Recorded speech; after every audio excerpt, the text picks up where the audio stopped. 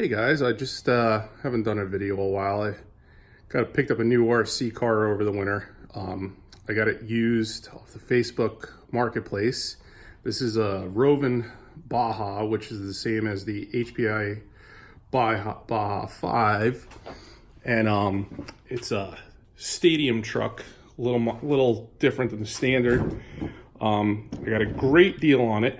Paid $250. Probably 700 new, and it's got a ton of upgrades. It's got hydraulic brakes in the front, bunch of parts. It had some upgraded parts, and you can see this is mangled. This was an integy clutch, and it was just stuck onto the engine shaft. So I've gone back to the standard clutch that I had in spares I got from the guy that had bought it. I had to cut this thing off. It was a nice idea as an upgrade. If you know these things, this is pretty much worn past its life. It was down to the metal. So I haven't had much go wrong with the car. I had the original, I have the diff out now because I'm changing the oil in it. There was actually no oil left in it. Small potatoes, but there's a big giant spur gear here, and that had fallen off on me originally. Oh, and the car didn't start when I bought it. And it was the fuel lines. They were cracked. It cost me $7 for fuel lines. That gear that fell off and stripped, that was like $13. So really, for $20, I got this car running. Now, to the point of this video, what do I like about it? I don't. Fifth scale is awesome. It's actually, I think the parts are cheaper than eighth scale. It's a beast to run. It's not as fast. Fifth scale is not as fast as eighth scale. It's just cool. It is just cool, man. And it's just, regular 2-stroke gas.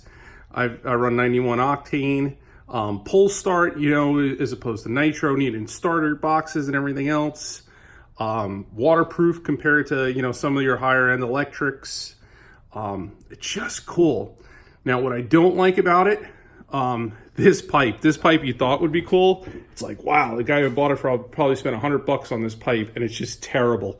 You can see it like rubs on these body mounts here and just melts, and it's just like perpetually in the way of getting to whatever bolt you need on the clutch or anything that you need to touch. This pipe's in the way.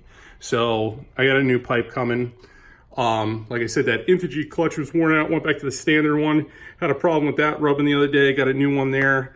I have run a few tanks of fuel through this. I can't complain about that. I switched back to the original clutch housing. The guy put this upgraded one on it. And the problem with the upgraded one is like, wow, look at that. It's so cool. Well, with the bell housing in, you have to take the entire motor out to do any clutch work, which is why they have this kind of 3-prong design. It'll actually slide in and out. And it's like, oh, so went back to that design. Yeah, the diff was dry. All the oil was gone in there. But really cool cars. Highly recommend them. Pretty durable. I haven't really broken anything yet. I've worn some stuff out.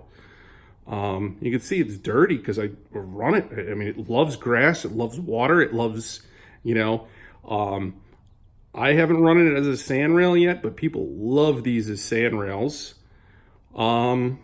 Just cool. And if the parts seems to be out there because of the HPI compatibility, these Rovan and HPIs are they're just good. I'll try to get a video of it running one day. This happens to be let's walk around, the 30.5 cc engine,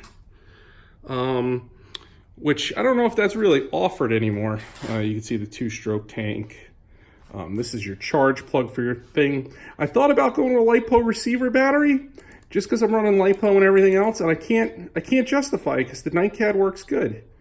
I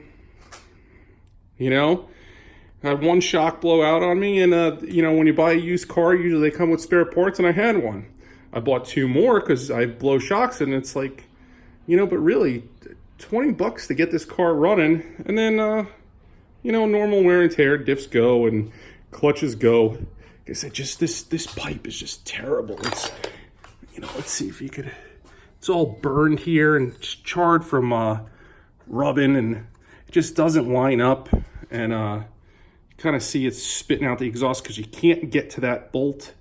It looked cool, but it probably cost the guy a fortune, but it's just gotta go. But otherwise, really, really cool car, man. Let's throw the body on it so you can kind of get an idea what she looks like. I mean, it's just massive. You can see the cans over there, brake fluid, everything. I mean, just a big car. Anyway, yeah, there's a ton of videos on these things, and let me know what you think, and what else I got going on. Maybe it'll help somebody.